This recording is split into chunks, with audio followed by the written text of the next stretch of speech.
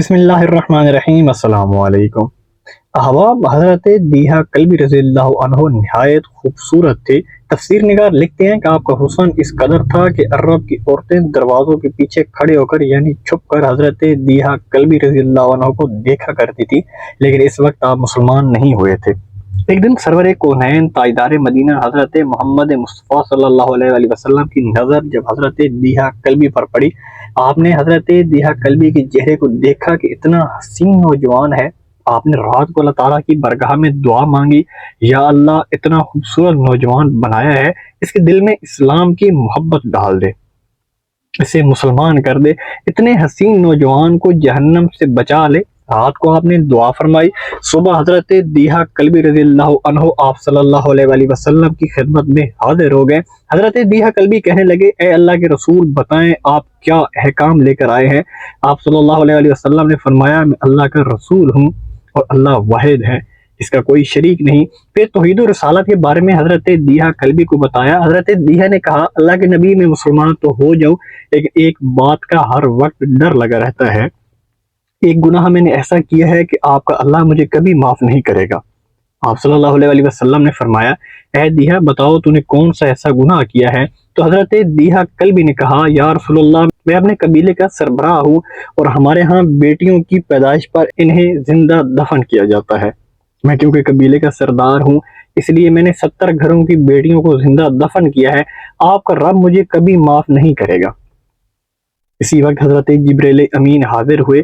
یا رسول اللہ صلی اللہ علیہ وآلہ وسلم، اللہ سلام کہتا ہے اور فرماتا ہے کہ اسے کہیں اب تک جو ہو گیا وہ ہو گیا، اس کے بعد ایسا گناہ کبھی نہ کرنا، ہم نے معاف کر دیا۔ حضرت دیہا آپ کی زبان سے یہ بات سن کر رونے لگے۔ آپ نے فرمایا، دیہا اب کیا ہوا ہے، کیوں روتے ہو؟ حضرت دیہا کلبی کہنے لگے، یا رسول اللہ، میرا ایک گناہ اور بھی ہے جسے آپ کا رب کبھی معاف نہیں کرے گا۔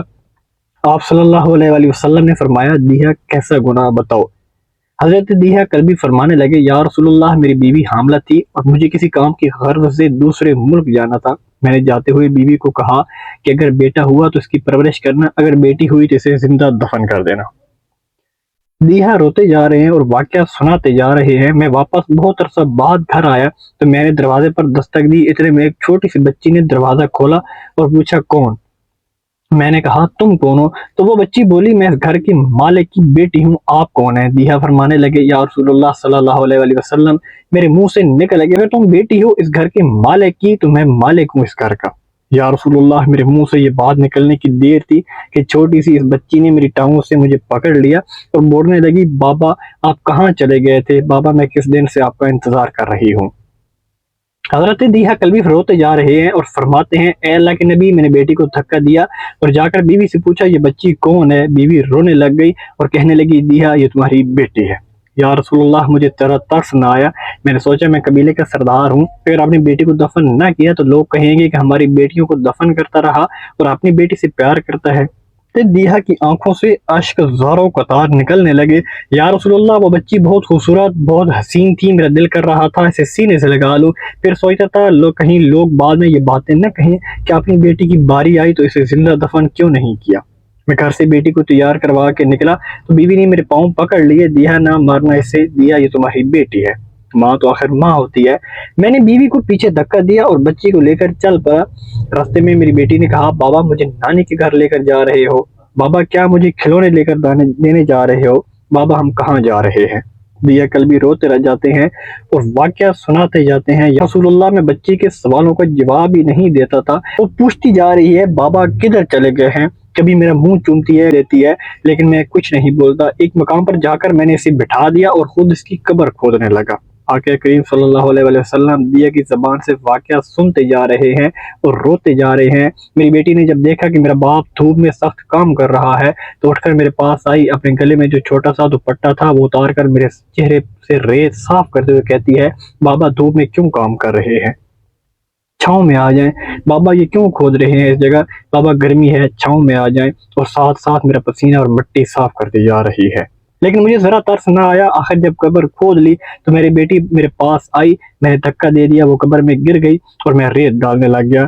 بچی ریت میں سے روتی ہوئے اپنے چھوٹے چھوٹے ہاتھ میرے سامنے جوڑ کر کہنے لگی، بابا میں نہیں لیتے کھلونے، بابا میں نہیں جاتی نانے کے گھر، بابا میری شکل پسند نہیں آئی تو میں کبھی نہیں آتی آپ کے سامنے، بابا مجھے ایسے نہ مارے۔ یا رسول اللہ صلی اللہ علیہ وسلم میں ریت ڈالتا گیا، مجھے اس کی باتیں سن کر بھی ترس نہ آیا۔ میری بیٹی پر جب مٹی مکمل ہو گئی اور اس کا چہرہ، اس کا سر رہ گیا، تو میری بیٹی نے میری طرف سے توجہ ختم کر لی اور بولی، اے میرے مالک، میں نے سنا ہے تیرا ایک نبی آئے گا جو بیٹیوں کو عزت دے گا، جو بیٹیوں کی عزت بچائے گا، اے اللہ وہ نبی بھیج دے، بیٹیاں مر رہی ہیں۔ حضرت دیہا کلبی رضی اللہ عنہ واقعہ سناتے ہوئے بے انتہا روئے۔ یہ واقعہ جب بتا دیا تو دیکھا کہ آپ صلی اللہ علیہ وسلم اتنا رو رہے ہیں کہ آپ کی داڑھی مبارک آنسوؤں سے گیلی ہو گئی۔ آپ نے فرمایا، دیا ذرا پھر سے اپنی بیٹی کا واقعہ سناؤ۔ اس بیٹی کا واقعہ مجھ محمد کے انتظار میں دنیا سے چلی گئی۔